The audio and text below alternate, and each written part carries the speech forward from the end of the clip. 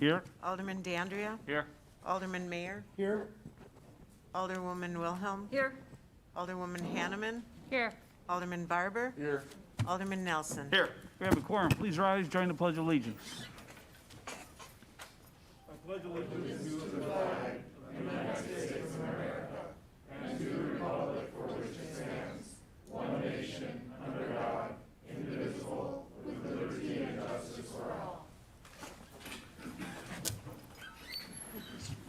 First item on the agenda is citizens' comment period. Any citizen wishing to speak, please rise, come forward, give us your name and address, and let us know what you'd like to say.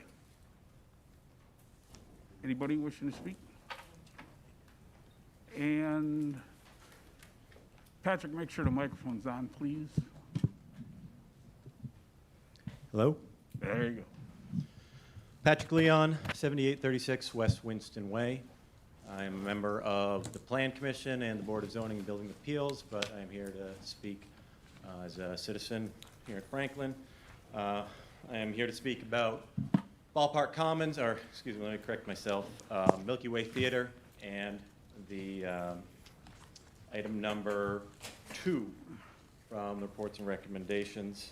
I am already on record as a member of the Plan Commission as supportive of the restrictions to be placed upon them.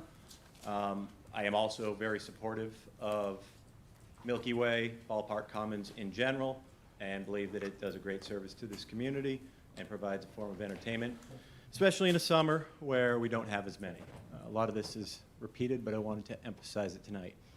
One of the comments I wanted to make is that while I am supportive of both these things, I think that it is important to take the concerns, the valid concerns of the neighbors, the light and noise pollution that they have experienced. I believe it is most important for either the owner of or employees of the operator to be receptive to those comments, whether in a venue like this or other venues, including social media.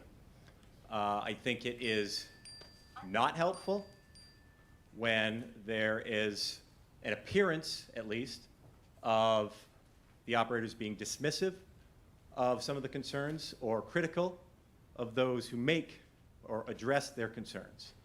I would ask that anyone involved with the operations of it consider these things and the image that comes across that makes it appear that they do not take seriously the concerns of their neighbors immediately to the west, and then likely in Greendale and other places where there can be sound heard from the speakers. So again, I support the resolution. Personally, I do believe that the restrictions are reasonable. I think a number of cases have been made for it in these chambers and in other places, but I do genuinely and fully support Ballpark Commons, the Milky Way Drive-In Theater, and all their efforts up to this point and in their planning going forward to provide this type of entertainment to not only residents of Franklin, but people from the area. I just ask them as operators to make a bit better effort than I have seen to take seriously and consider the concerns of their neighbors. Thank you very much. Anyone else? Thank you. Anyone else? Mr. Kerner, good evening. I did get your call today. Thank you, Mayor. Dale Kerner, 8630 West Hawthorne Lane, Franklin, Wisconsin. It's all about noise, disruptive noise, and it doesn't have to be that way. You know, if my neighbor had a party and it lasted at 2 in the morning one time, it's no big deal. But this is every night, or just about every night. I can't even have the grandkids stay over right now because I don't know what night it's going to be disruptive or whatever. You know, you all went to drive-in theaters when you were younger. You hung that little box on your window and you listened to the movie. And you planned your time to go out and use the restroom or whatever when there was intermission.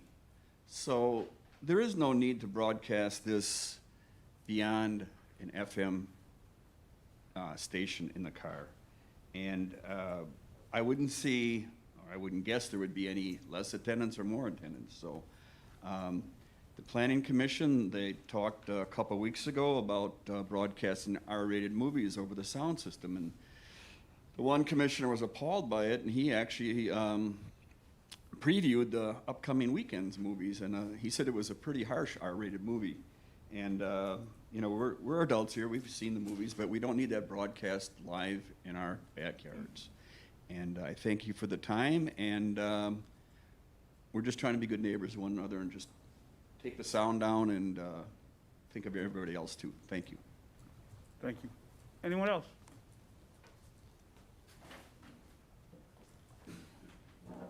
Good evening, Mrs. Knoll. Hello, Naomi Knoll, 8610 West Hawthorne Lane. I'd like to talk about noise invasion and about promises. But first, I'd like you to ask you to postpone any decision regarding the drive-in theater until the sound study results are in. And then I'm all for having all sound music that plays before the movie itself, and announcements and things that are done that go through car radios instead of the announcements, the PA system or the sound system that they have there. In fact, as I was leaving to come here, something's going on over there that was coming through into my yard. I don't know what it was, but I could hear it. Okay, first of all, noise invasion, the umbrella bar. I haven't put in any complaint about that for quite a while. The first couple of years of the umbrella bar, I didn't hear sound at all. And then about 2 years ago, late summer, I started hearing just the bass sound. So every time there's live music at the umbrella bar, the bass sound goes through every single corner of my house for 4 hours. And as you know, a bass sound in music, there's only a few different notes, and it's kind of the same thing over and over again. I don't watch much TV. I turned on the radio real loud. I could still hear it through that. It just, something about the sound that just reverberates through every part of the house. Okay, the stadium noise invasion. Music before and after the game, at least a half hour. Announcements, ads, advertisements. The play-by-play of the game, including lots of weird, strange noises. Play-by-play of competitive games between innings, all blasting into my yard and the neighbor's yard. The drive-in, there's music at least a half hour before. I've never been there before, but I know all this because I hear it in my yard. Movies are played through the speakers. I can hear it all, sometimes very loud. One Sunday, there were 11 straight hours of noise coming into my yard. It started at 12 o'clock with music. Then there was the ball game blasting while I was having family over, sitting outside trying to talk, and we could hardly hear each other speaking. Then there was more music. Then came 2 separate movies from 12 o'clock noon until 11 o'clock at night. That's what we heard in our yard. Promises. For years, time after time, our neighbors were very concerned about the light and the sound that was going to come through from the baseball things that were going to be built. And we had asked, we were very concerned about the light and the sound, and there were problems with the light, even though we were promised that there wouldn't be problems. Then we were asking for sound and a sound study. Finally, we were promised a sound study and told that we would get a sound study, and nothing would happen until the sound study was done. Well, the baseball stadium's up, there's ball games, and I heard that there was no sound study, and the sound is blasting through our neighborhood constantly. Promises made, promises broken. This is why we're really upset. Thank you, Mr. Knoll. Anyone else?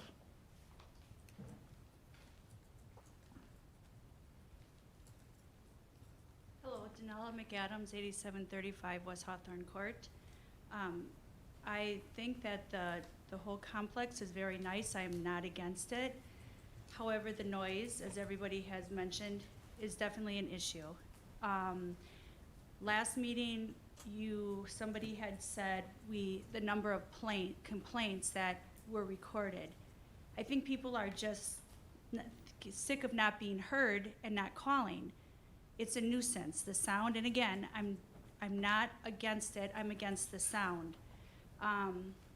So the whole neighborhood, and obviously the people here, it's an interruption. On Sunday night, I was laying in bed reading, beautiful night, windows open. I had to close them, there was music. And when it first started, when it was the umbrella bar, I thought, okay, I can put up with this. But now with the baseball and the drive-in, it's all the time. And so I think it's ridiculous that we are still here talking about sound after all this time when the ordinance in a neighborhood is 50 decibels and we're at 79. I was working in my office, my home office, before I came here. Windows are open. I heard music again. I had to close the music. I recorded it, so if anybody would like to hear where, on here, you can hear birds and stuff. You can hear what it is at this time, and it'll go until whenever the function is over for the night. Would anyone like to hear it? Just play it into the microphone.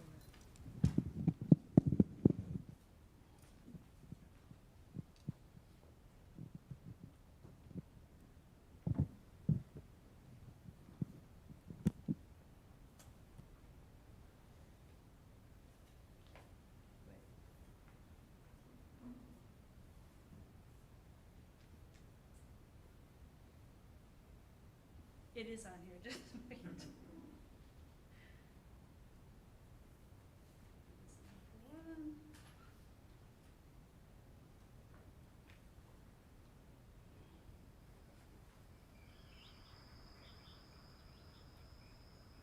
Hold on.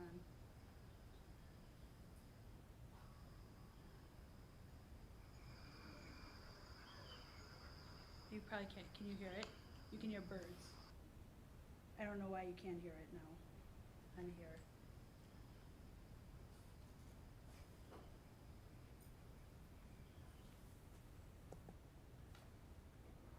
Hold on.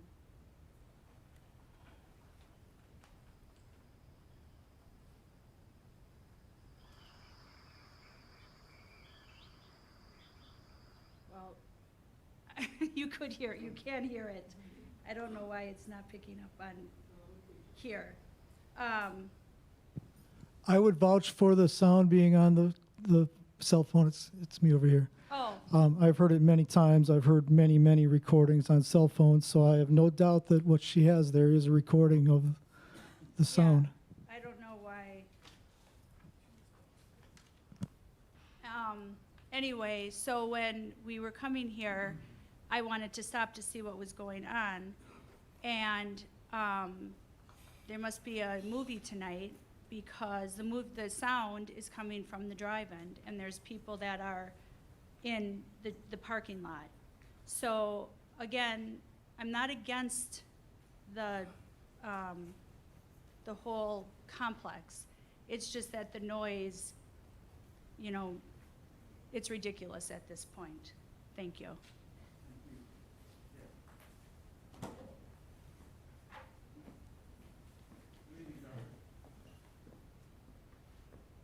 My name is James Rudlevich. I'm a retired orthopedic surgeon. I've been a citizen of Franklin for 30-some years. I raised 5 children, 3 of which are surgeons and physicians now. My problem is I've sent 2 letters to you, everyone on the council, as well as the mayor, my concerns about this whole project. Not only the sound, but the project itself. It's a financial disaster. We tried to tell you this, but you people did not listen. You rushed the project through. The sound that was changed, the decibel level, is, as an orthopedic surgeon, I deal with a lot of workman's comp cases. At 80 decibels, OSHA says you have to protect your ears. Otherwise, you'll have permanent hearing auditory damage. Now, these poor people, I'm not at that close, but I still, at times where I live, I can hear it if the wind is right. So I can only imagine what it's like next to these people. The group itself is arrogant. They neglect to take care of the neighbors. You want to be a good neighbor. You have, their answer to the problem, the solution is, quote, turn up the volume. The man who was a former alderman here was rude, and he treated the people with disrespect, including you council members. And he admitted he was carrying the water for the group. Now he has a membership in that group. The problem is, I'm not sure how to solve this problem. Mayor Olson, you were there. You said there was not a problem. You couldn't do anything about it. There's a nice article in Urban News today about you and this whole problem. This is a disaster. And you guys, it's thrown right at your footsteps right now, Mayor. I expected leadership from you when I voted for you. And I didn't see it. And there's people on this council right now that are getting financial success. They're wearing two hats. They're voting, but they also have a financial interest in the rock. How can you do that? Ethically, it stinks. Also, there's $500,000 in the Finance Committee that is being asked to be advanced for debt that cannot be paid by the rock. We already advanced them $5 million. My taxes went up. I don't mind paying taxes, especially if it goes for school or education. But this was a boondoggle, and it didn't have to be. And everyone who is on this council should have the mark of Cain, because you were the guys that wouldn't listen to us. In fact, somebody made a comment on the council that was overheard that these citizens here, when we get here, are a bunch of ignorant crazies. So let me tell you, these people here are well educated. They could meet your education on the council, or maybe even better. And I can tell you as a physician, I can certify they're not crazy, but they're concerned. And I'm not sure how we're going to solve this thing. But let me tell you, it's in the letter. If you guys vote any more money towards this boondoggle project, which is a financial failure, I'm going to ask the district attorney to look into it to see whether there is any criminal charges, and I will head a recall election of the members on this council, including you, Mayor. I voted for you, but I'm disappointed in your leadership and the leadership of this council. Thank you.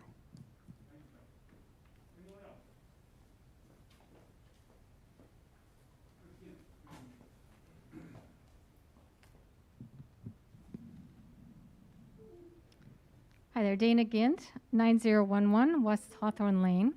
I want to start my comment with sincere appreciation for the Planning Commission and the members, especially Patrick Leon and D'Andrea and the mayor, for actually having a very nice discussion regarding the sound issues at this location. I think that has been needed for years, and I truly appreciate that there's been a discussion. Having said that, I want to clarify that the application indicates that there's no adverse impact on the surrounding communities. And I want to know, where's the proof regarding that? Just writing something in an application doesn't make it fact. And it's pretty clear to me from, I'm sure you've received emails and phone calls, and even the people in the audience, there's obviously clear proof that there is an adverse impact. And that cannot be ignored anymore. The developer needs to be held accountable for the statements he makes and the contracts that he is committed to. I think something that needs to be examined is how this all came to be as regarding the sound. Was there a sound study done? No. Did the Common Council review the sound design plan and approve that?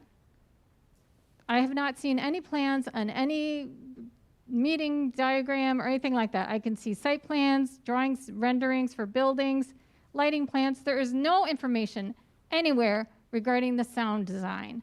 I think that is just outrageous. That impacts so many people's lives, and it needs to be addressed, and people should know that there's a speaker pointed directly at the residential neighborhood. And I want to know if the Common Council did review this sound system design, and they saw that there was a speaker pointed towards the residential district. Why didn't they stop it? Why didn't you stop that? We've been tolerating this for years. That's negligent. I believe if there was proper engineering and planning, it would alleviate a lot of these issues, especially with the sound. And I don't think the design plan brought into consideration what is surrounding this development. That there's residential areas right abutting this and parks, and there's 2 communities that abut this, and it needs to be considered. And something else that's very relevant, and someone else touched on it, is that there's financial issues here. The developer is, and I saw it on the city website, he's appealing, it looks like, I don't know how to read it exactly, it looks like $8 million. He's fighting for his tax assessment. So on one side, he's on Facebook saying the development's worth $200 million. But then behind closed doors, he's asking for $8 million of a tax alleviation. I just don't understand how this is possible at the city of Franklin to let this go. And then, he's asking for, this, I believe it's in court, this $8 million tax relief. But yet you're asking for approvals for more projects, more things that create more noise, that impacts the neighborhood. And it gives me concern that there's more and more approvals given and there's financial benchmarks that are not being met. And I understand there's a new Ellers report and it says that $60 million are supposed to be done by tax added value by the end of this year, instead of $93 million, which was the original contract. But in 2019, there was supposed to be $50 million, or no, $60 million on assessed value. And that is substantially short. So that needs to be examined, that even though he's not meeting benchmarks, he's asking for more approvals. And on top of that, you have other committees at this city that are rewarding him for not making payments and not making benchmarks. $1.5 million from the tourism committee as a reward for not making payments and not following contracts. That's just outrageous to me. How does that happen? So there's a couple things that I want to ask you. First of all, I want to clarify that the police reports, I believe there was a comment in there about there's 6 reports or 6 complaints. I verified with the chief, and I believe I understand that they are logged under, so it's classified as one event, but they're logging the complaints. So there's actually, I think, 23 or 24 actual complaints. They just log them under that one date. So I just wanted to clarify that. And I know the developer is asking for something, so you have leverage at this point. So why don't you use that to help protect the neighborhood? You have the ability to help this situation. So why don't you take advantage of that? And ask for the speakers that are pointed out from the stadium, which makes no sense to me, have them turned into the bowl of the stadium where the people that are enjoying the game can have the sound. Why does the parks and the parking lot and all the people that live around this have to be adversely impacted by this sound? It's a health hazard. My children can't sleep. I could hear it.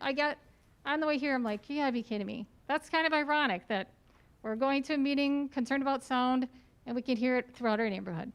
Isn't that ironic?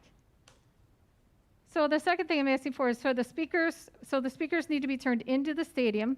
The second thing is that all activities regarding the movie, the announcements, the advertisement, broadcast, voices, amplified, voices, anything related to the movie needs to be through AM and FM.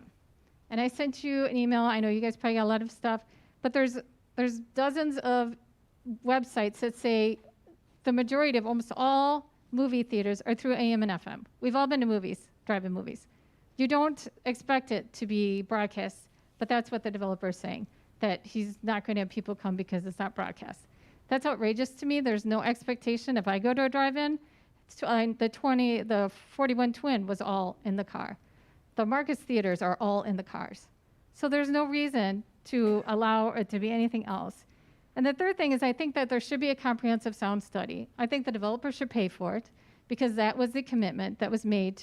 And that is the stepping stone. I know you guys say that the monitors are not mitigation. It's like having Drexel be at 200 miles an hour, and you have to drive for 30 minutes to get a ticket at 200 miles an hour. That's what you've established here. That it has to be at 79 decibels, which is 24 decibels above the standard residential district for all other neighborhoods in the city of Franklin. That's ridiculous. That's just atrocious to me. And then the other thing is that there should be some sort of speaker system design that the Common Council can review and the public review. And so I would appreciate that as representatives, that you do your fiduciary duty and represent us and hold the developer accountable and protect the citizens. Thank you for your time. Thank you very much. Anyone else?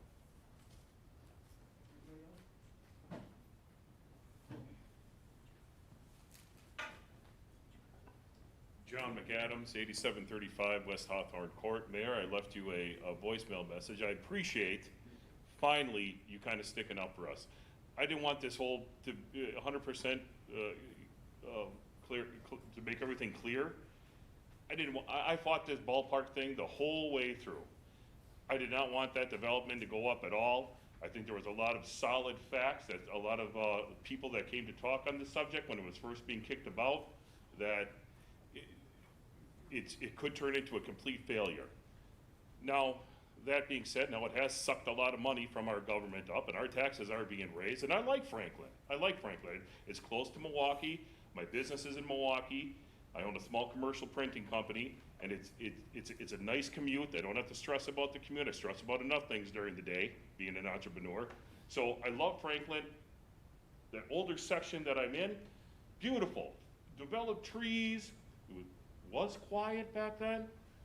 I guess at this point, I don't want this to fail. You know, I have no ill will for Rock to fail, unless the volume continues. I don't want that sucker to burn, because it's a disruption to my family and to my life and to why I moved here. And I hope you people can realize this, because it doesn't seem like we're getting through to you. That's how I feel. It's very frustrating for me and for all these people here tonight. We are frustrated beyond belief. It's crazy, and it doesn't, all our effort we come into, I should be at work tonight. I got a big project going out, but I had to come here tonight because I want to express my opinion, because I'm at my wit's end here. Why can't we at least turn the speakers down? Mayor, thank you for at least considering and doing that. And there is a speaker that is pointed towards us, and why are they playing music before the Milky Way? And I just hope that through all of this, that our neighborhood can become more peaceful again. That thing's gonna be here, and I don't want it to be turned into a ghost town and waste all that taxpayer money. So I hope it is successful. But it really needs to turn the volume down. Baseball games, you have an existing neighborhood, and this is part of your guys' duty, to fight for us. And I don't feel like you're fighting for us right now. So, Mayor Olson, thank you for starting to do that. But I don't see why we wouldn't have the power, after giving all this money to that Rock Enterprises, to lower the speakers and get rid of some, you know? And I got a question about the decibel thing. You know, I don't know about this decibel testing. Supposedly it's 56 in neighborhoods. Now we give them 79. I don't know why we gave them 79. I don't even know if that's official that they should have 79. And where is that taken? Is that taken like 3/4 of a mile away, or 400 yards away through different, through a parking lot or something? Shouldn't it, when you test a decibel, when Underwriter Laboratories tests decibels on a certain vacuum cleaner or something, is it within a certain parameter? Shouldn't the decibel testing be right by the speaker and see what's coming out of that thing? I don't know. That's a question that I have. Can you answer that for me, Mayor? I mean, I don't know. Well, yeah. I don't have an answer to the last part of that, but where the microphone is that transfers sound through your neighborhood, Yep. it's right at the edge of the parking lot. The ordinance specifies at the lot line, as I recall. Okay, so that is, okay. Then I believe you are responsible. And I do think that's total bull with the way the ordinance is written up right now, that it has to be like a half hour worth of, stuff. I mean, that's ridiculous. How'd you like if somebody parked their car in front of all your people's house and cranked their stereo in their car radio out on your street for an obnoxious amount of time? I mean, that's what we're talking about here. Oh, okay, well, let's see where the decibel reading is on this thing. I mean, it's a disturbance to our neighborhood. Can't you see these people's frustration? My frustration? I bought this house 12 years ago. It's a beautiful place, and I still love it. But we're very frustrated right now. We want noise mitigation. Can we please get that? Thank you very much. Thank you, Anybody else? Okay, with that, I'm gonna close citizens' comment period. Thank you very much.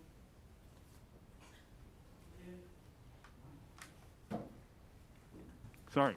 With that, I'm going to close the citizens' comment period and move on to item C, which is approval of the regular meeting minutes of the Common Council meeting of August 18th. Your microphone wasn't on, but Alderwoman Wilhelm moved Second. approval. Dandria seconds. All those in favor? Aye. Any opposed? Motion carries. Organizational business, appointment of Jamie Grork Move to approve. to the Environmental Commission. Is there a second? Second. Madam Clerk? Alderman Dandrio. Aye. Alderman Mayor. Aye. Alderwoman Wilhelm. Aye. Alderwoman Hanneman. Aye. Alderman Barber. Aye. Alderman Nelson. Aye. Motion carries, 6 ayes, no noes, no absence, no abstentions. I'm going to take item G1. I'm going to take item B out of order. Chief, you want to do this? We do have a special donation that I want the chief to recognize, please. Well, the owner is not here, he wasn't able to come. Do you want to hold this over? No, he's, if I can accept it, I'll present the, Do you want to pretend? acknowledgement to him. So what we have is a very kind, very generous donation from Victory of the Lamb Church, Pastor Bill Lemmer, of more than $14,000 to the police department in recognition of their superior work for the chief's use. And the chief is taking care of a lot of capital items in his budget for next year with that money, and we very much appreciate the donation, the kind donation of Victory of the Lamb Church to the police department, especially in this day and age where the police officers are just getting terribly abused and under-recognized for the work that they do, and our superior police officers deserve this recognition, and I think this deserves a unanimous recognition. Is there a motion to accept the donation from the Victory of the Lamb Church? So move. Second. Let's do a roll call, Madam Clerk. Alderman Nelson. Aye. Alderman Barber. Alderwoman Hanneman. Aye. Alderwoman Wilhelm. Aye. Alderman Mayor. Aye. Alderman Dandrio. Aye. Motion carries, 6 ayes, no noes, no absent, and no abstentions. That's in the amount of $14,700. For those of you in the audience, if you get a chance to see Pastor Lemmer, please extend your own personal thanks to him. That's a heck of a donation. For the other items, any requests for separate action?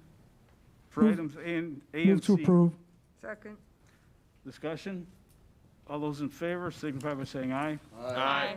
Any opposed? Motion carries. Item 2, G2, a resolution imposing conditions and restrictions for the approval of special use for operation of a drive-in theater at Ballpark Commons. Mr. Mayor, I would like to move that we accept the Planning Commission's recommendation with one clarification and one modification. For item 5, theater auto shall be transmitted by radio only. That is a very vague term.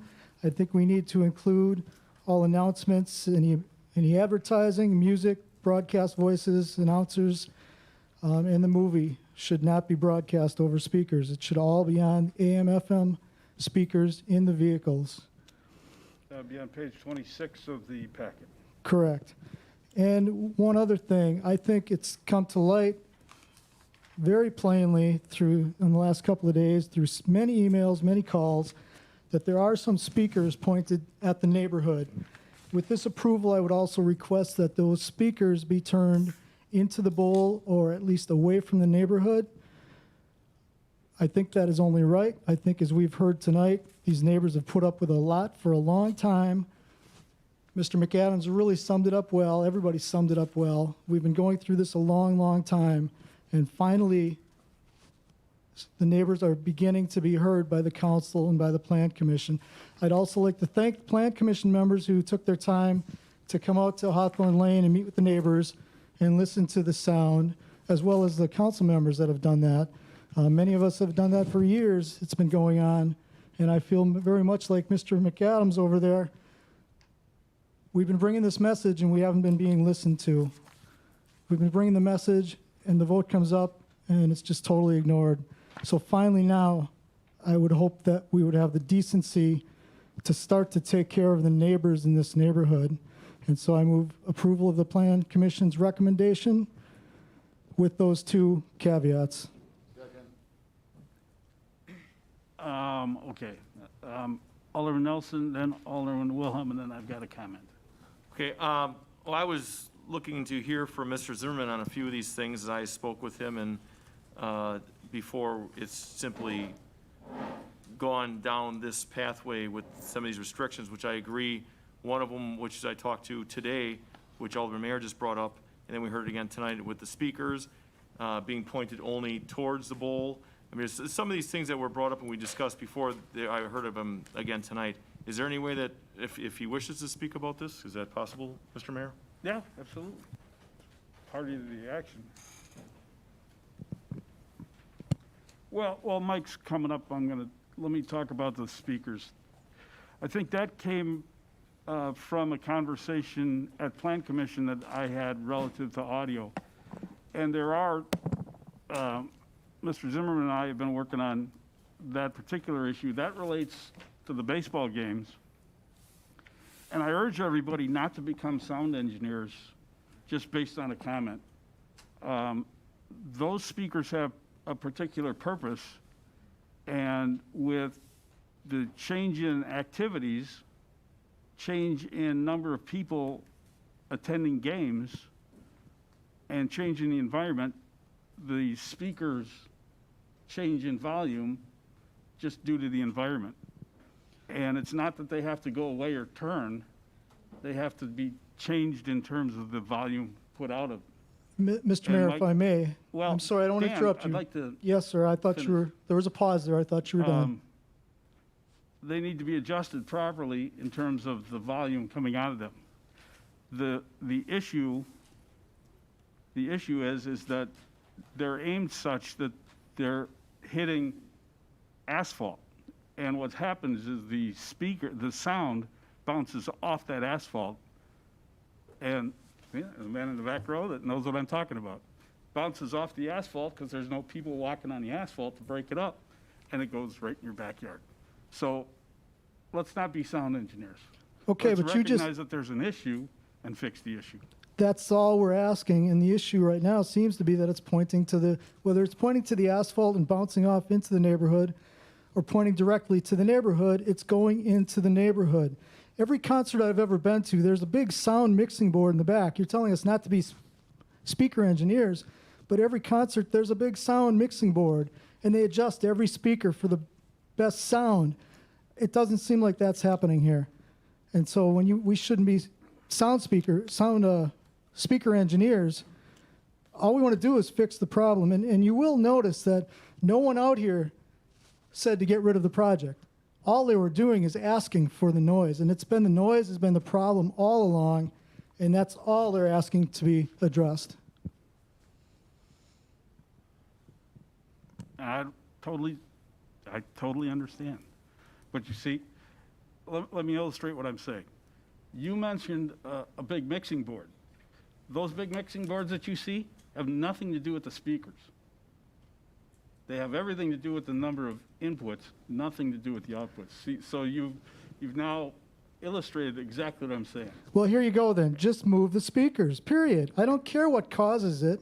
Just move the speakers. It's got nothing to do with the placement of the speaker. So we get what you're saying. So all you got to do is say, fix the problem. Don't tell us how to fix the problem. Fix the problem, please. That's enough. Does that work for you? You guys hear me? Yep. Yeah, so I actually don't know where to start with all this, frankly. There's a lot to unpack here. There's some things I'd like to address, but I think you know, we're here to talk about the Milky Way Drive-In, and I'm certainly happy to talk about anything else you guys want to talk about. But the speakers in the stadium have nothing to do with our application tonight. So while I appreciate it, and I still think that sound needs to be addressed, I making a motion on the stadium for the Milky Way, I don't know that that truly solves their issues. So I think we need to differentiate the Milky Way and its application tonight from everything else we've talked about, including the sound that comes from the stadium. There were comments about our legal rights to debate tax assessment, and I'd like to address that too, since that was brought up. The motion, I don't know that that needs to be addressed at this point. With all due respect, I've had in previous meetings the opportunity to address it, and that's how we've done it in the past.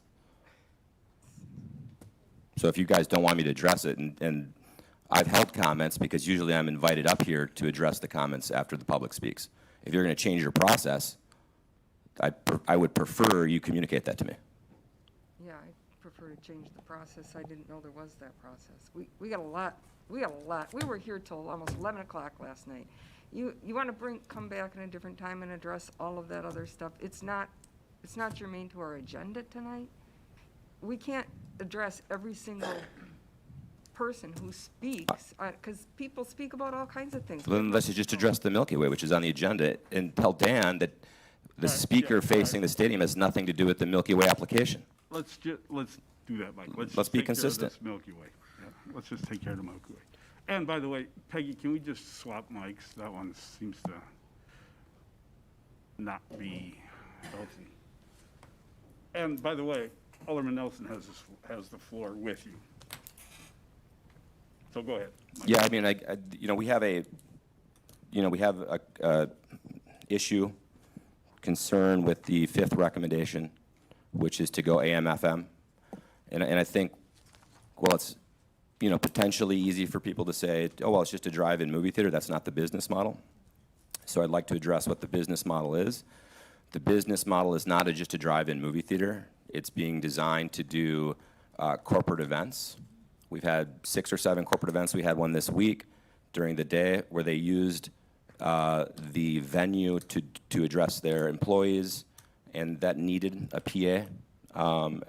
We've had, and I could riddle off a bunch of other corporate events that required the PA to be out there.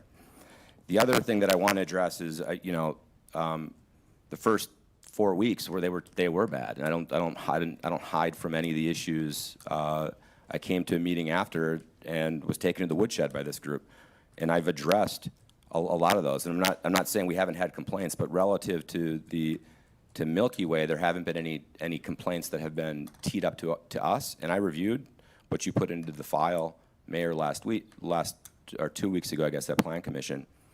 And it's a mixed bag of stuff. It's Umbrella Bar, it's the stadium. So I don't know, frankly, that it makes sense for us. We have to make a $750,000 investment to continue the drive-in because we've rented this stuff. And if that's not something this Common Council, if they don't want to be in that business and it's not traditional drive-in, and I hear this story, it's like, well, I went to this drive-in and they didn't do that. I went to this drive-in. Well, there's a reason why drive-ins aren't in existence anymore. It's because the business model is old.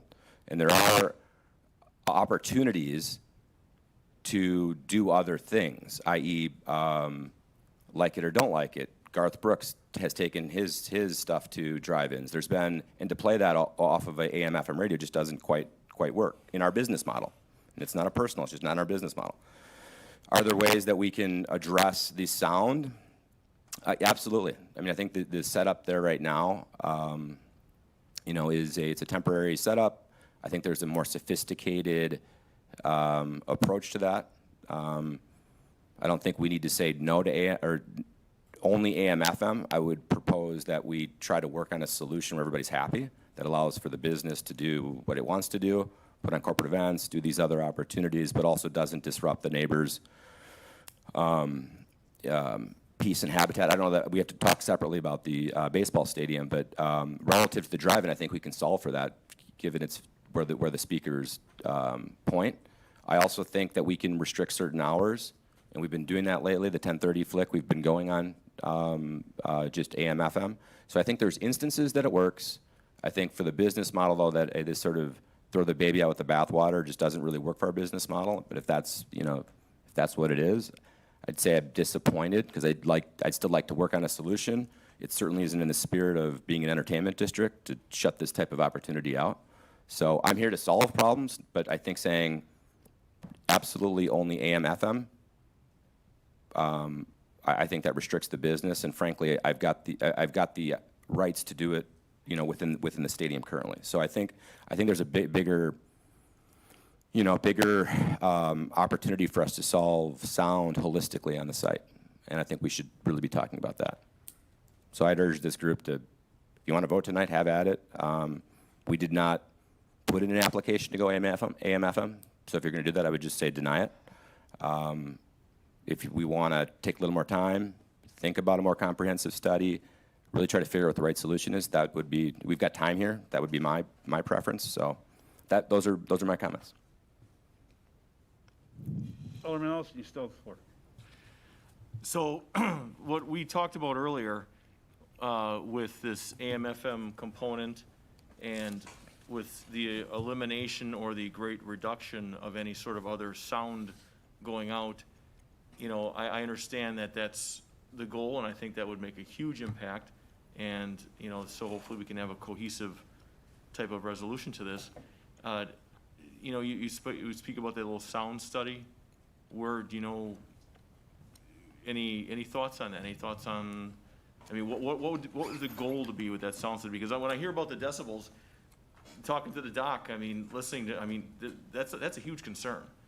And, where was it gonna go with the decibels, how loud it is? That's a reality that I'd like to see addressed also. What was the question? Well, I'll just go with the first one. I hate when people talk like 19 questions, but what's your thoughts on the sound study? What would your judgment be? So I think, we set the rules. We have a developer agreement with the city. We have a sound study that says these are the rules we have to play by. So, in the end, this consumes a lot of everybody's time, and I don't want that. So I'd be open to getting to the right answer, but realize that the business also can't be, impacted in a way where, the investments that were made with that in mind, put that at risk.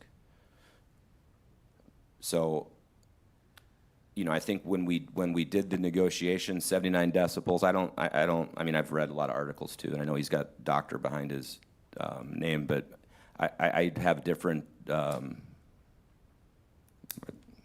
point of view on that that's backed up with other really smart people. So I don't know what the right answer is, but clearly this group is not happy, and that needs to be addressed. So I come to these meetings, I'm trying to work with you. I could just say these are the rules. I don't do that. That's the impression, but that's not what I'm doing. I come here every meeting. I come here once a month. I have to listen to all the comments. So to hear boondoggle, to hear all of this stuff I don't think it's totally appropriate. Nothing further. Thank you. Alderman Wilhelm. Well, Mike, I've been supporting your project, but I am looking at the Exhibit C noise and light addendum, which does talk about noise and light standards, development plans, noise and mitigation plans. And I think what we need for a solution is some incentive to have you bring something in. And I think Alderman Mayer, who has to put up with this, and I get a lot of the calls too, so I'm sure everyone else does, I think the AM/FM change that the Plan Commission has suggested seems reasonable. And if you want to have that until you can bring forward the changes, that would also be reasonable. That would meet everybody halfway.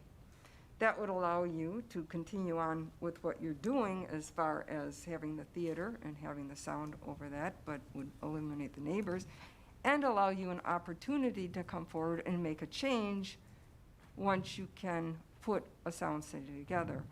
When the Milky Way came forward, the typical thing, since I sit on the licensing committee, is people come before the licensing committee. We did like a special meeting, brought it right to the council to get you what you needed, because we were in pandemic and people wanted to have events and you wanted to have a license. That was supposed to be a temporary thing until you could come forward and bring the details. That took months.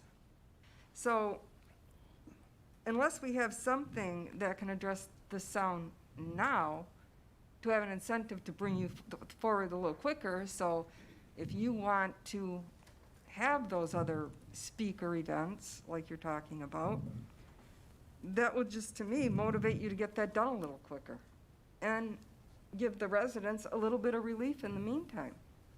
So you meet us, we can meet you halfway, and we can have at least some temporary solutions for the people that have asked for that. And I think that seems extremely reasonable, and the Plan Commission vetted this quite well. I was listening to the meeting, and I think the mayor has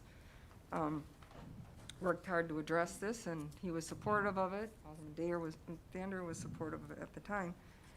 So I think that the item number 5 should stand, but I guess I would ask that the maker of the motion provide a slight addition to it that would allow the addition of providing the sound plan information for review and reconsideration. So you could come up with a solid plan. You know, it comes down to the fact that something might be legal to do, but it doesn't make it right. It might be following the letter of the rules here, but the rules clearly aren't working for the people in the neighborhood. So just because we change it and we say, okay, we'll give you more time, you say you want to work on this. You've been working on it for how many years? And still we get noise complaints. If it's not one thing, it's another thing. And nothing is isolated. If you have one license for operating something on your premise and you have another license coming up, if you're doing something incorrect with that license, it does apply to this license.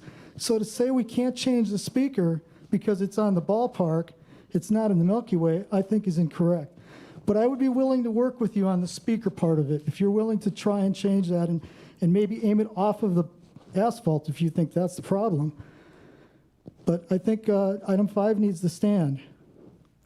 I mean, I had the floor. Go ahead. So. I'm sorry, I thought you were passing it over to me to ask what my opinion No, was.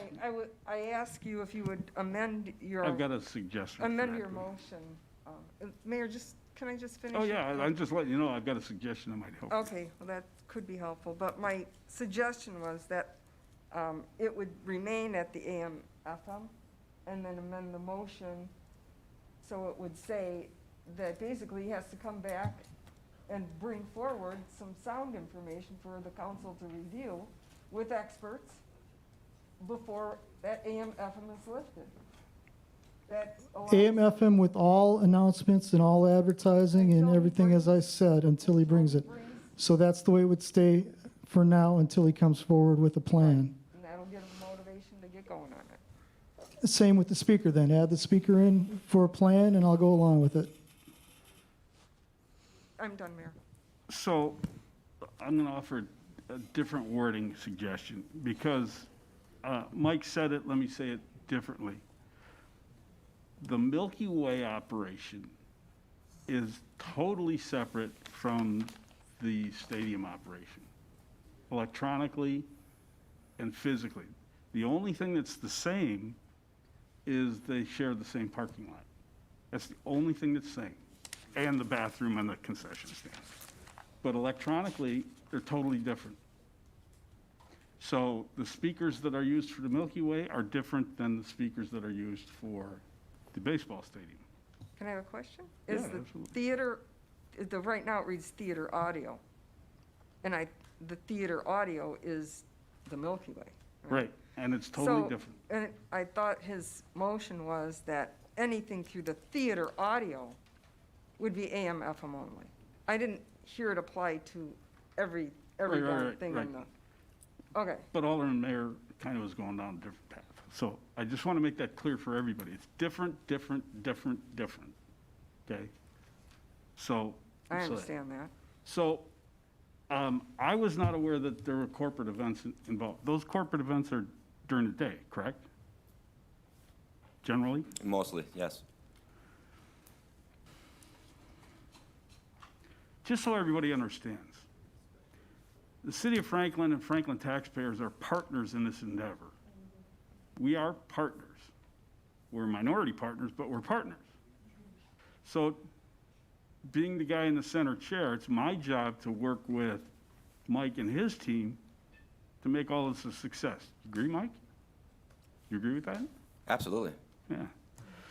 So, I get assaulted all the time. You're in bed with them, you're in cahoots, you don't take our interest in mind, which is, Mike, is that true? But, so, I'm sitting here listening to Dan, who's rightly representing you guys.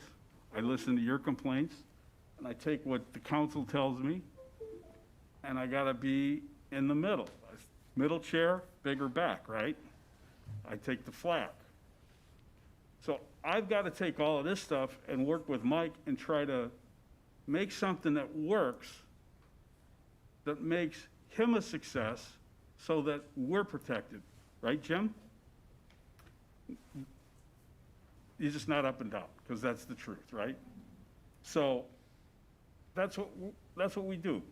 Now, we've been talking, haven't we? A lot lately. So the goal here is to get something that works right, that takes care of your needs.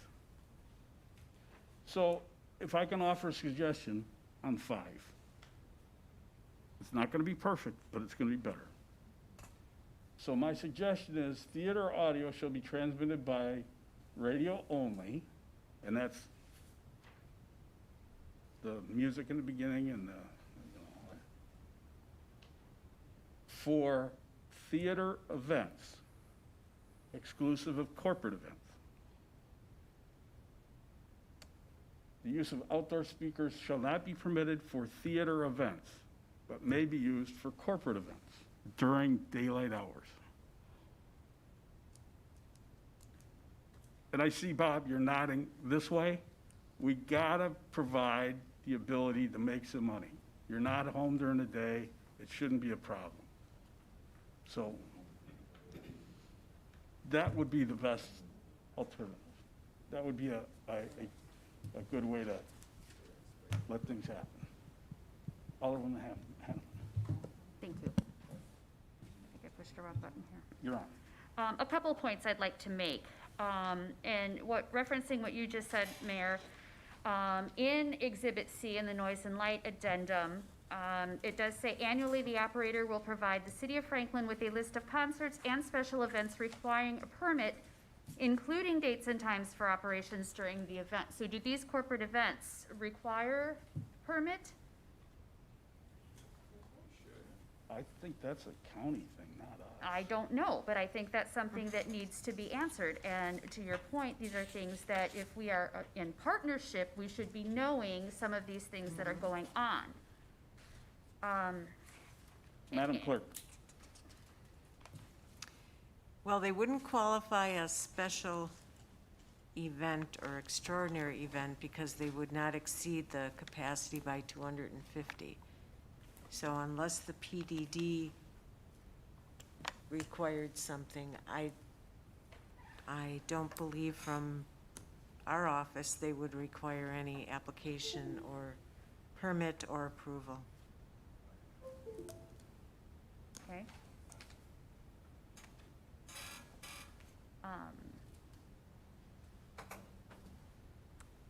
And I support the idea of collaborating and finding a solution. However, you referenced a few meetings ago when we took you to the woodshed over the complaints we were getting. You've already been through the Plan Commission meeting on this issue, so I did kind of expect to come in here tonight with a laundry list that you'd have us say, okay, I'm going to address this A, I'm going to address B, I'm going to address C. This is what I'm going to do to make this right.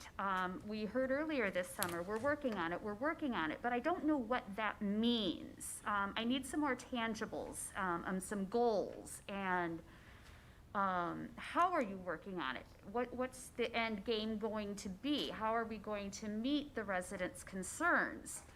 And so I feel we've had time to work on it, but we haven't gotten any specifics yet. And so that's really what I need to hear a little more about.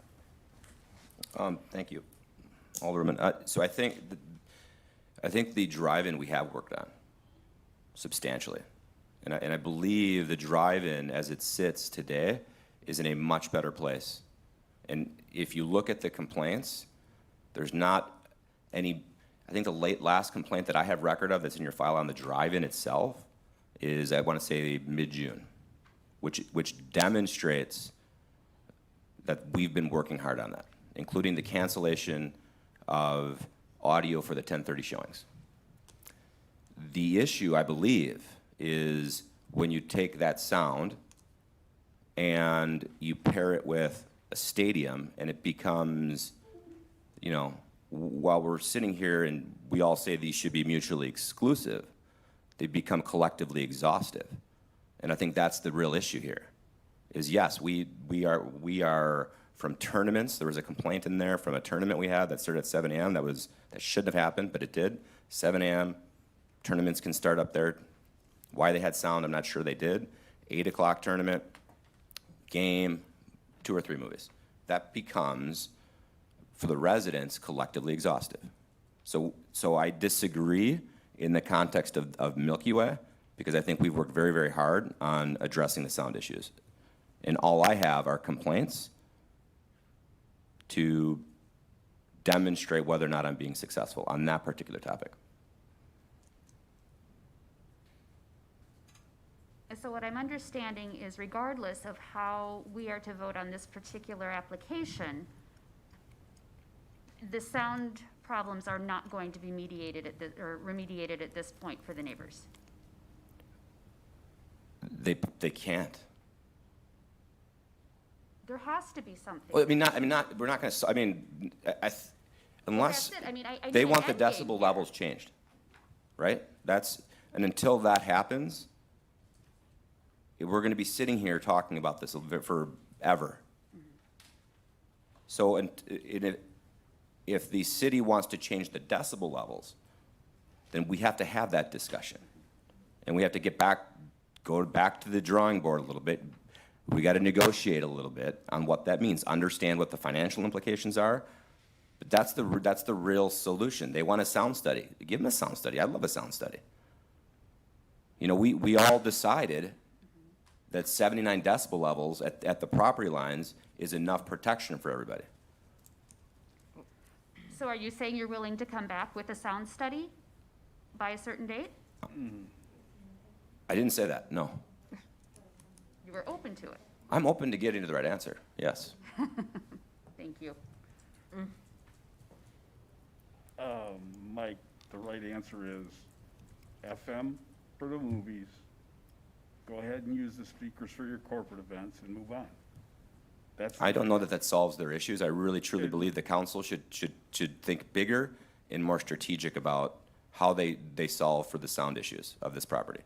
Because right now, our agreement does not give them what they want. AM, FM aside. The AM and FM will solve the movie problem. You and I have an issue with the baseball side. And I think we can solve the baseball side. I really do. Can I ask a question for I think maybe it's Sandy? Yeah. Our permit right now, how long is it up? Our temporary permit for the drive-in? I don't have the file here, but it was for the time frame. I don't know if we listed date specific. If it was Yeah, I just don't for think we this did. season, then it's normally the license years are run a year. I think there were some restrictions tied into it about applying for the special use. But I don't think that there were dates specific, so as far as I'm concerned, it's still a valid permit and would normally expire June 30th of 2021. And the reason I bring that up is if that's true, I just may choose to then withdraw the application, and just, it is what it is. And I I know have to, that- I just have to think through that, right? I know that's your reaction, Mike. 'Cause, Yeah. You know, I've come to know you over the years. Your reaction is, I'm No. out. And I urge you not to do that. No, but I'm just saying, I want to reflect on the implications if I have to carve out, depending on where this goes. I'm not putting in a application for a 1954 drive-in movie theater. I'm putting in an application that can program multiple things. And if that's not something I can do, I'm not going to put into my capital planning $750,000. You know what I mean? Like, they're just some financial implications here to the recommendations. Or the, See, this is a conversation you and I should be having in your office, because there is no well, investment. but it's decision day, right? So we're going to have Right. it now, apparently. There is no investment. It's turn the power switch off on the amplifier. That's it. That's No, it. I have to go buy a screen, I have to go buy No, no, no. a whole new audio set. Oh, you're I don't own talking that about stuff whether you, for the drive-in. Yeah. Either I go temp, I put in a modification, a proposal to go from a temporary permit to make it, forever.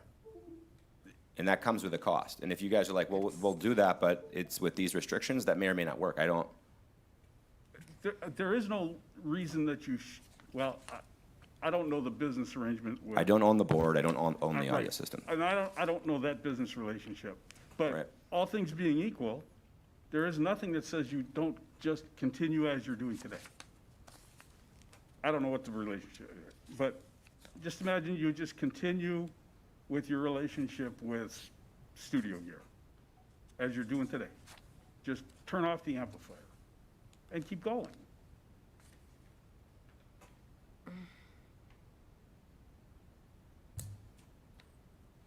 Don't buy anything. Don't need to buy anything. You got it there. I don't own it. I know.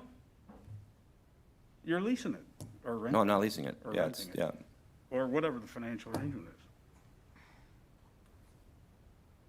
No muss, no fuss.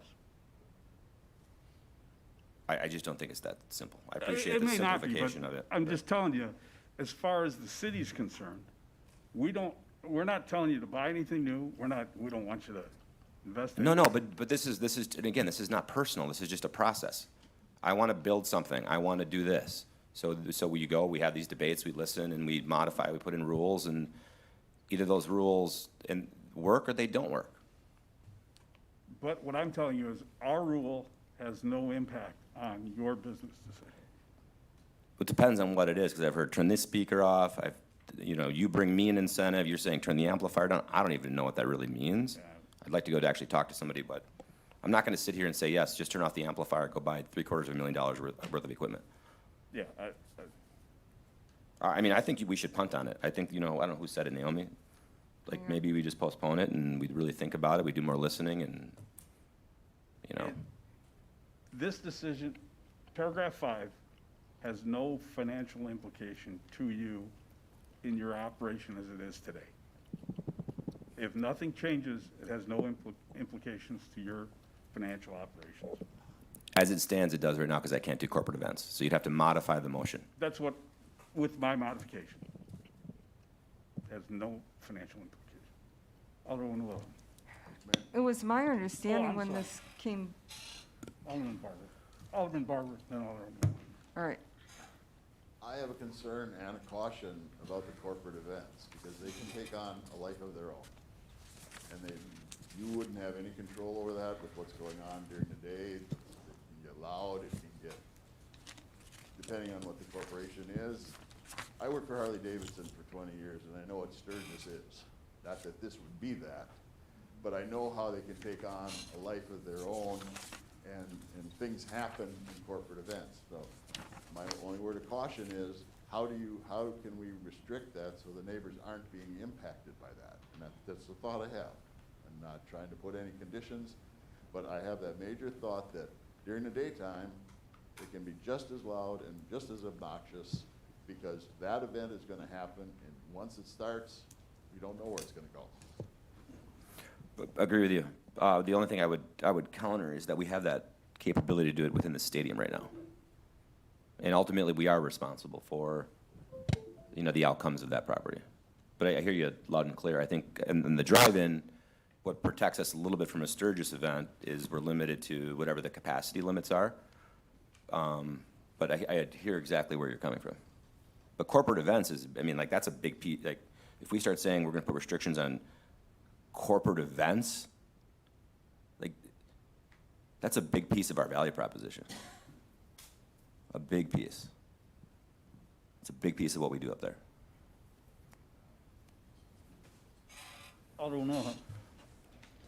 Well, if you look at page 28 on the report from the Plan Commission, it says that on May 19th, the Common Council granted a license and extraordinary entertainment or special event permit, and then it says, as to put in a timely submission of an application for special use. Timely. Is a year timely? Is the whole season timely? The maker of the motion needs to accept, or we need to vote on the amendment. So I'd like to know from the maker of the motion if he prefers, the more looser or what I suggested or what, because we have two. I made an amendment. You amended my amendment. I'm not permitted to And I'm amend it. okay with what you said. No, don't I take me just wrong. suggested something. I didn't make an And that amendment. is your job, and I appreciate that you actually are doing that. Because there's been times when I've struggled with how to say things, and instead of getting the assistance, I didn't get it. So, but I guess we have a lot of things on the agenda. I think we all know we need to do something about this, and there was supposed to be a timely submission for a special use. We have the special use here in front of us. I don't think it was meant to be. I never voted on this, for this to be out that long. We came in here thinking we were going to be doing them a favor by allowing the Milky Way to run because of the pandemic.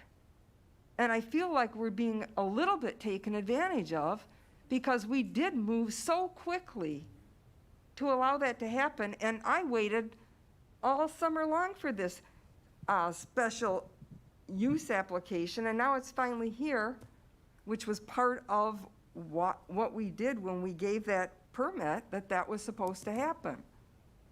And you need to work, I think they need to work with us a little bit. We're trying. We've done a lot for them. They've brought some great things to the city, no doubt. But we've got to work together, and we've got to find a middle ground, and I think the mayor's suggestion to that, tweaking my modification, kind of gets us there a little bit. And I'd like to call the question on the amendment and see if the maker of the motion is accepting. No, I want to keep my motion the way it stands. If you want to make an adjustment to the speaker part so it's not pointing to the asphalt, if you think that will help, fix the problem is all I'm asking. And then the movies and corporate events, this was for movies. Now we're talking corporate events. This is a brand new thing. And now all of a sudden we're being held with a gun to our head because if we do this, there's not going to be able to have corporate events. This is first we're hearing about corporate events tonight. Are we going to stand up for the neighbors for the first time in 7 years or not? Are we going to send a message to the neighbors that we'll side with them? And we hear their concerns about noise. Nobody's talking about shutting the ballpark down. Nobody's talking about that. They're talking about being able to live in their homes and enjoy some quiet sometimes. Who up here would want to buy one of those homes now? I don't think any of us would. Because every night, night after night, they hear sound. This is just one time when we can side with them. And all we're asking is, if you're going to do a theater, do it like theaters do. Do it in the car. If you're going to get out and go to the bathroom or get concessions, you don't hear the movie then. That's just the way it is in any theater. It's the way it was in the old drive-ins. just in the vehicles. Let's stand up for the neighbors for the first time. My motion stands as it is. Yes. Yes, there was, Alderman Barber seconded it. So, it's been moved and seconded to leave it as paragraph 5 stands. Is there a motion for it? No.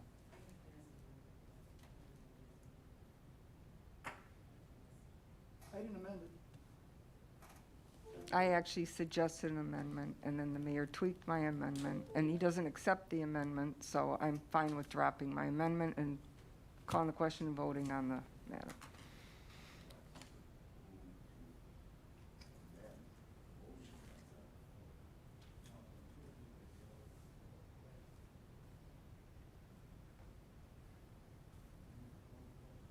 I called the question on the amendment, is what I did.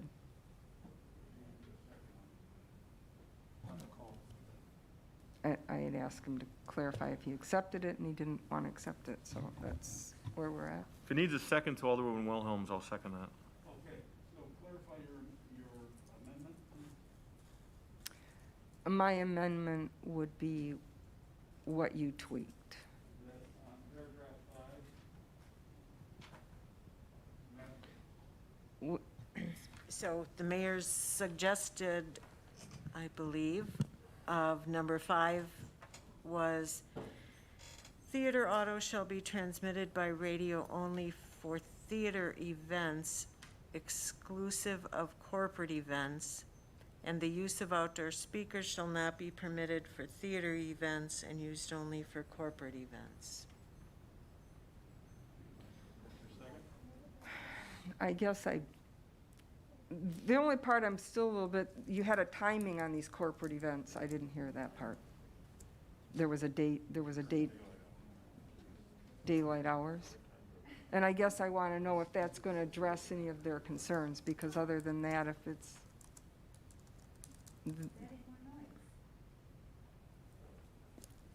then I'm going to withdraw my motion.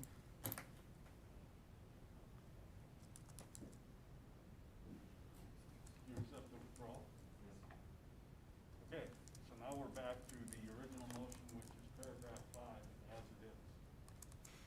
Did Dan withdraw his? No. Paragraph 5 with my addition, Of AM/FM. my original For the motion. theater. All sound, advertising and pre-movie music, etc. Just today, before this meeting, I had a call, not a half hour before I left the house, a person trying to sit in his backyard. He was hearing the music from the movie. Okay. So, let's do roll call now.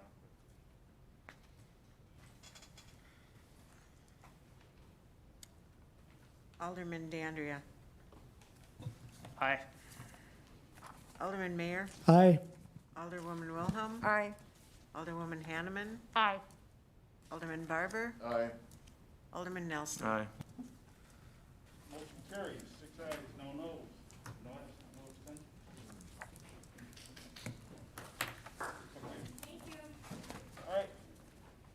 We move on to item G3.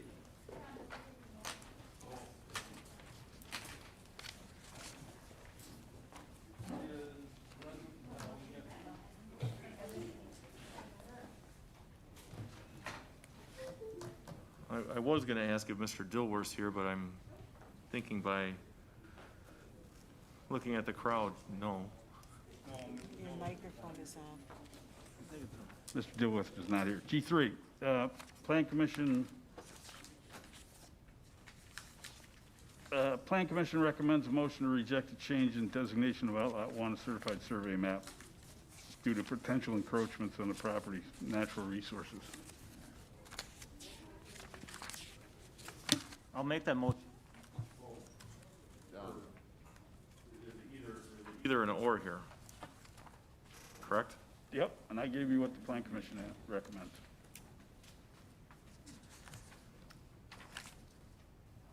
Mayor, can I get clarification? Yeah. Well, there's a motion. Is there a second to the motion? Second. All right, Alderman Wilhelm. So what the bottom line is, what we're looking at is the small slender lot of page 138. I mean, there's several diagrams of it. If you but turn to page. That's what we would end up with for a lot? Turn to page 130. 138, I believe, is the first. Yes, that's diagram. correct, 138. That just doesn't look really like a buildable lot, and such, it's an awfully odd-shaped home, so I don't know, it looks like a really tough lot. The motion was to deny. Okay, I guess I'd support that. So the motion is to reject the change of designation of Outlaw 1, CSM number 6596, due to potential encroachments into protected natural resources features such as wetland setbacks or buffers. All those in favor of the motion to reject, signify by saying aye. Aye. Any opposed? Motion carries. The follow-on motion on G4, the recommendation is the motion to reject the certified survey map due to potential encroachments into protected natural resources features such as wetland setbacks and buffers. Is there a motion to reject? So moved. Second. All those in favor, signify by saying aye. Aye. Any opposed? Motion carries. G5 is a resolution to amend Resolution 2019-7526, approval, extension of approval for a two-family residential side-by-side ranch for Nissenbaum Realty. So moved. Second? All those in favor? Aye. Any opposed? Motion carries. G6, the motion to allow Director of Health and Human Services to sign affiliation agreement with Alverno College to host nursing and health education students. So moved. Second. All those in favor? Aye. Any opposed? Mr. City, motion carries. G7 is a motion to allow Director of Health and Human Services to accept Centers for Disease Control COVID response supplemental funding. So moved. Second. All those in favor? Aye. Any opposed? Motion carries. G8, Director of Health and Human Services recommends authorization to execute a service agreement with Milwaukee County Office of Emergency Management, Emergency Medical Services Division for medical services related to COVID-19 So testing. moved. Second. All those in favor? Aye. Any opposed? Motion carries. G9 is amending an ordinance to adopt the 2020 annual budget for $30,000 in contingency appropriations for 68th Street vertical improvements and $7,000 for Rawson Avenue lighting projects. I make that motion. Is there a Second. Madam Clerk? Alderman Nelson. Aye. Alderman Barber. Aye. Alderwoman Hanneman. Aye. Alderwoman Wilhelm. Aye. Alderman Mayor. Aye. Alderman Dandria. Aye. Motion carries. 6 ayes, no noes, no absence, no abstentions. I'll get it out. On 191, G10, engage Ellers for dissemination agent agreement for issuer continuing disclosure services for 2021 required under the Securities and Exchange Commission Rule 15C12. So moved. Thank you, Paul. Second. All those in favor? Aye. Any opposed? Motion carries. G11 is trick or treat for 2020. Before we get excited about this, Peggy's had lots of conversations with the clerk and Courtney. Everybody around us is doing Saturday, 4 to 7, October the 26th. This year we'll issue lots of guidelines on how to do trick or treat. Excuse me, Madam Clerk. Get your mics off. October 31st. 31st, I'm sorry. Yeah. I was doing this From on 4 the to 7. yeah, I apologize, yeah. It's a prime opportunity to make our rising numbers rise even faster. I'm real disappointed with our COVID numbers the past 2 weeks. Where they at now? But Courtney's gonna do some education on how to trick or treat and spread the virus carefully. Our numbers have gone up, doubled in the last week. and we're tracing 214 possible cases. Crazy. Anyway, so a motion What to am I approve. doing sitting here? So move. We're approving the 31st? 31st. Got it. Sounds good. All those in favor? Aye. Motion carries. Population. G12, Population. any reason to challenge, Madam Clerk? Well, if we were to challenge so that it would bring us under 35,000, while we have a state representative in the audience, who we have been asking to support removing the requirement to report by ward during election time. And that would save the city a lot of money. I don't believe challenging, that was a plug, by the way, in case nobody caught it. I don't believe challenging for any reason. The building inspector has reviewed the figures and the housing numbers that he submitted, and said that, in his professional opinion, that he would agree with the estimate. Motion to place on file the population for 36,514. Second. Alderwoman Hanneman. I just have a quick question and clarification on that. So once the official 2020 census numbers come in, then we do revise that? Madam Clerk. This is the estimate as of January 1st of this year.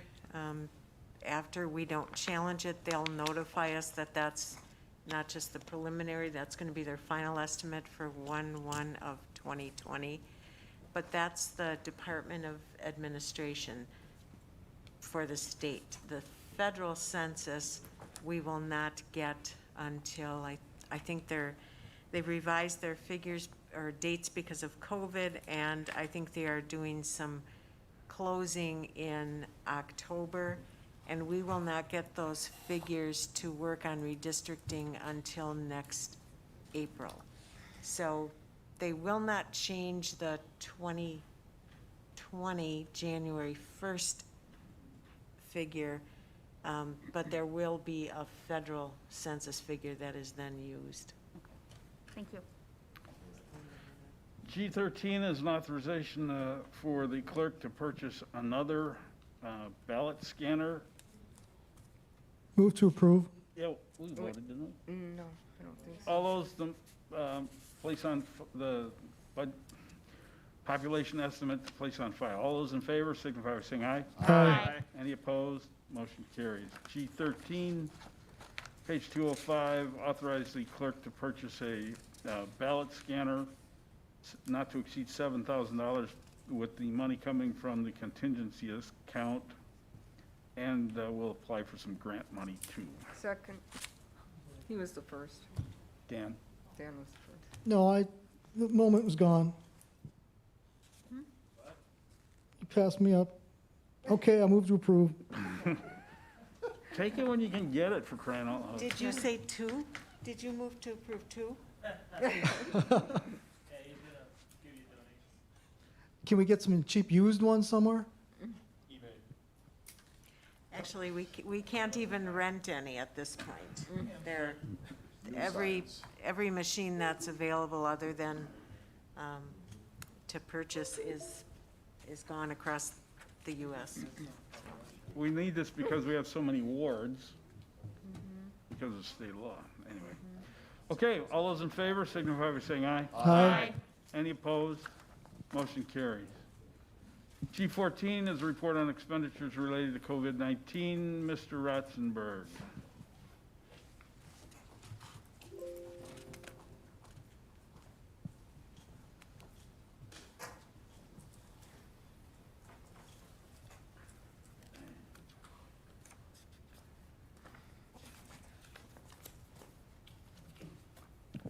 Thank you, Mr. Mayor. Spending on the pandemic has stabilized for about the last 6 to 8 weeks.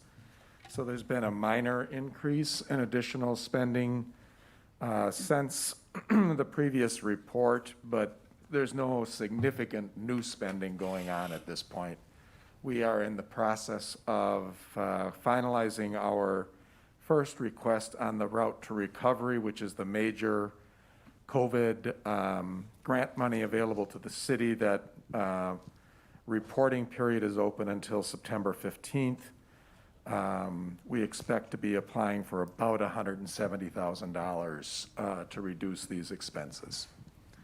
Happy to entertain any questions if the council should have some. What was the number on August 14th? On August 14th, it was 144. I failed to update the number up above. I failed to update any of the numbers that are there, so I will have to amend this for you at the next meeting. And that 236,5362?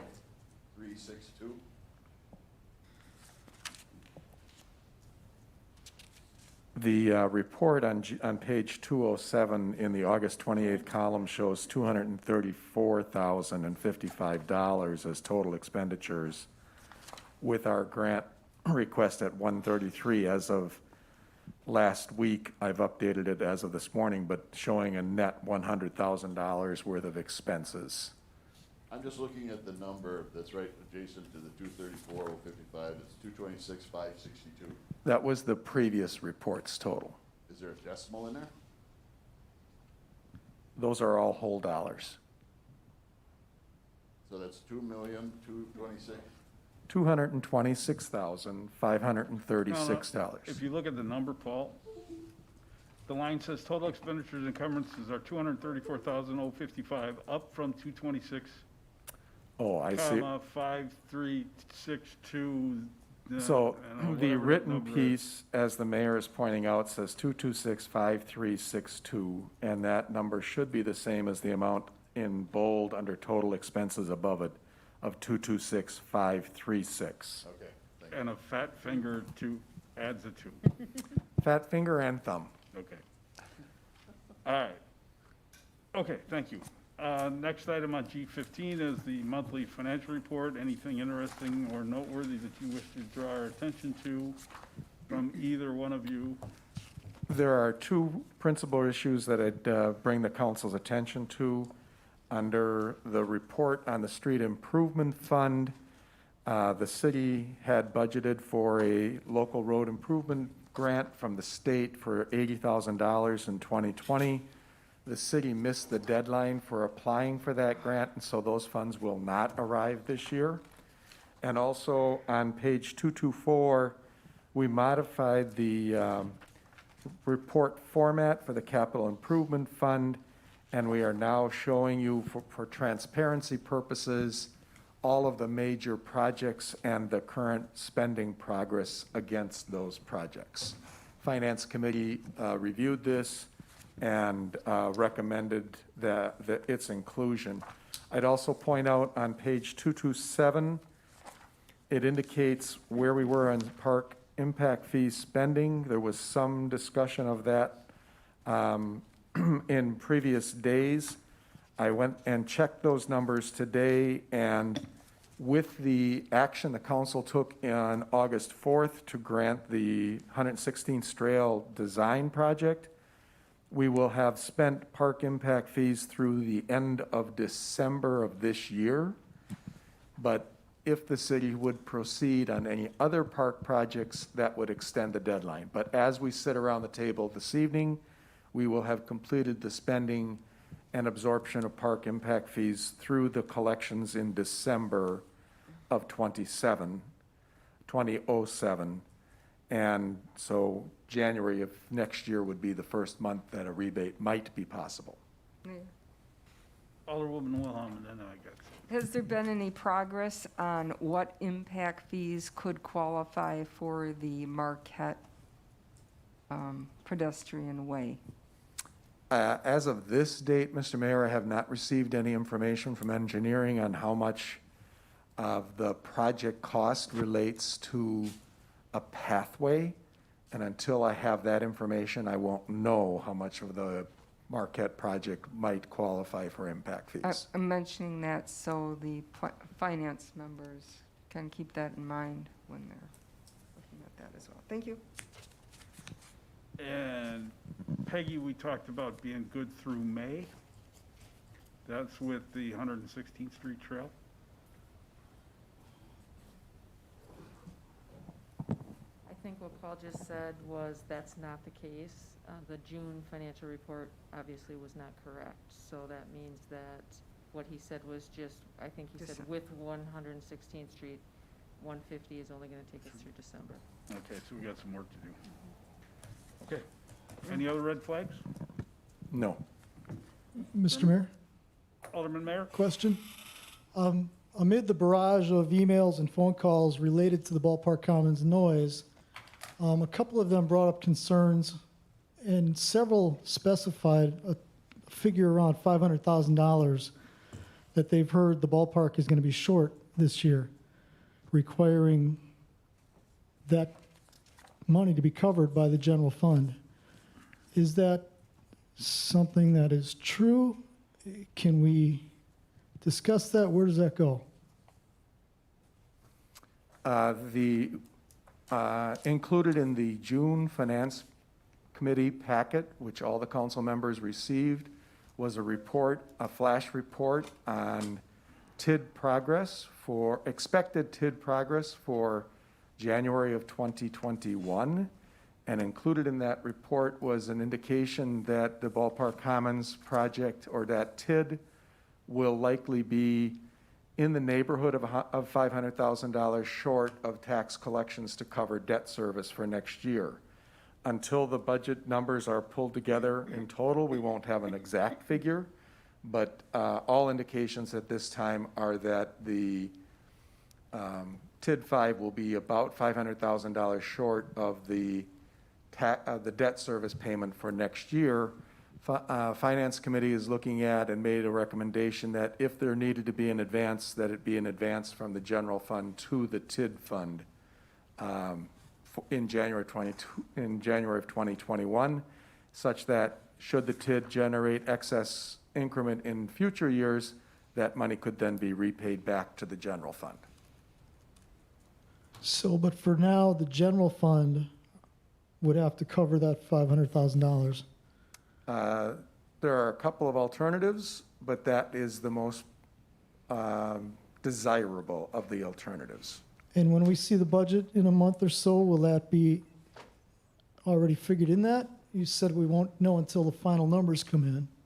Well, the budget will estimate the tax rate for the year and therefore estimate the tax levy going into the TID, but until we know the levy for both the school district, the county, and the other overlapping taxing authorities, we won't know the full increment or the tax collections for the TID next year. But we should be pretty close with our estimates in the next 2 or 3 weeks.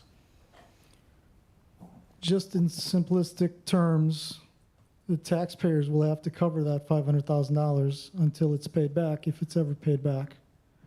Is that a correct statement? That is a correct statement. Thank you. So the one thing, though, that we should remember is that the demand would be made to the developer first to make the payment. So this isn't the plan for the city to pay for this. The plan is to obtain the money from the developer. That's what the agreement says, and that's what the city would be doing. So then what we were just talking about is Plan B if he doesn't pay for it. Correct. That's correct. Okay. Thank you. That's why you do your best to piss them off. Okay. G16 is committee to hold recommendations, potential acquisition of property. Do we need a motion on that one? Mr. Chairman?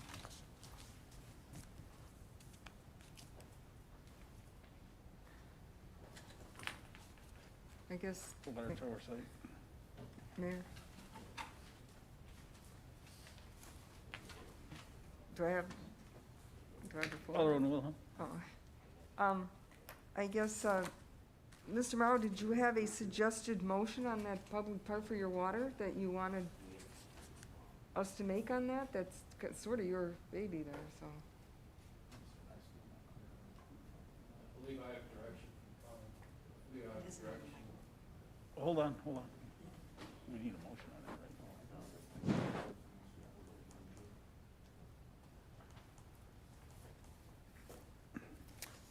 City Attorney. Hold on. Pete- Oh, Mr. City Attorney. I think what the city engineer, and you can correct me if I'm wrong, is that you're going to proceed as was discussed in closed session at the committee of the whole meeting. That's my motion. yeah, that'd be correct. You don't need, well, if that's your motion, that's your motion. We don't need one, but, No. but if you want to. I think it's appropriate if you're talking about moving forward with property. Why not put it on the record? Alderwoman Wilhelm has made the motion to direct staff to proceed as discussed in closed session last night. Is there a second? Second. All those in favor? Aye. Any opposed? Motion carries. Alderwoman Wilhelm. And then, Mayor, I guess with that, we'd ask about all those separate things, about all those financial breakdowns, about what could be impact fees and what that, because then that would help Peggy and Paul and everyone figure out about the impact fees further, if that is some use for that item as well. So hopefully that will be coming forward to us, because that was part of our suggestion as well. Item B, wholesale public water supply. Again, there was no action taken on that item as well. Item C, Mr. City Attorney. I suggest a motion to direct staff to proceed as was discussed in closed session at the committee of the whole meeting. So moved. Is this- Second. Is this for the, which item? C. C. Okay. It's been moved and seconded. All those in favor signify by saying aye. Aye. Any opposed? No. No. Madam Clerk. Alderman Nelson. No. Alderman Barber. Aye. You say aye. Hmm? Alderwoman Hanneman. Aye. Alderwoman Wilhelm. No. Alderman Mayor. No. Alderman Dandria. Aye. Mayor votes aye. Motion carries. 4 ayes, 3 noes. Motion carries. There's no action taken on the last item. Okay.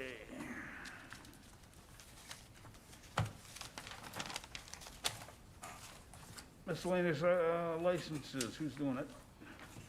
There's only 3 of them. Alderman Nelson. Hope you can read it. Okay, item 1, Mulligan's recommendations is approved. Operator Coria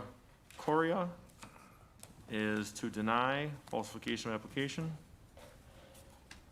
3, Jenny Kugenhoun was to deny falsification application.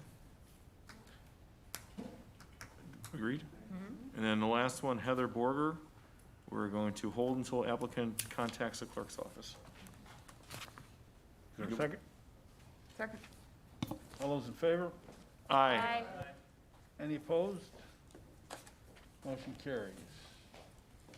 Aye, vouchers. Is there a motion approving city vouchers with an ending date of September 1st, 2020, in the amount of $1,434,835.74, and payroll dated August 28th, 2020, in the amount of $415,272.32, payroll and payment of the various payroll deductions in the amount of $536,986.29. Bless you.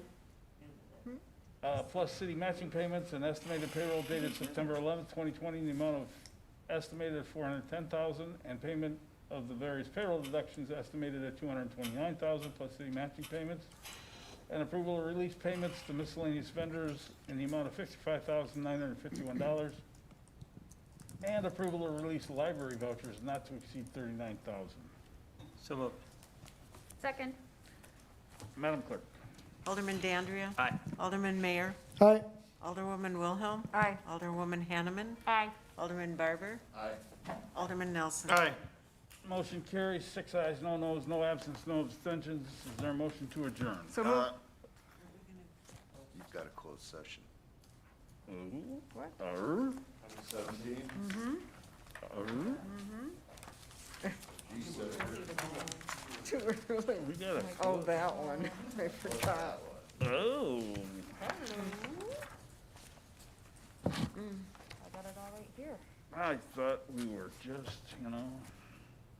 Too good Is there to a be motion true. to enter closed session pursuant to Wisconsin Stat 19851E for market competition and bargaining reasons to deliberate and consider terms relating to tax incremental District 8, a development agreement between the City of Franklin, oh jeez, JHB Property LLC and ZS Enterprises LLC Industrial Spec Buildings Mixed-Use Development, and a development agreement for JHB Properties LLC and ZS Enterprises LLC Industrial Spec Buildings Mixed-Use Development, public improvements, and the investing of public funds and for governmental actions in relation thereto, and to effect such developments, including the terms and provisions of the development agreements for the development of property located on the south side of West Elm Road in the approximate 3,500 block area, where West Elm Road to be extended to the west, consisting of approximately 79.79 acres, and to re-enter open session in the same place thereafter to act on such matters as discussed therein as it deems appropriate.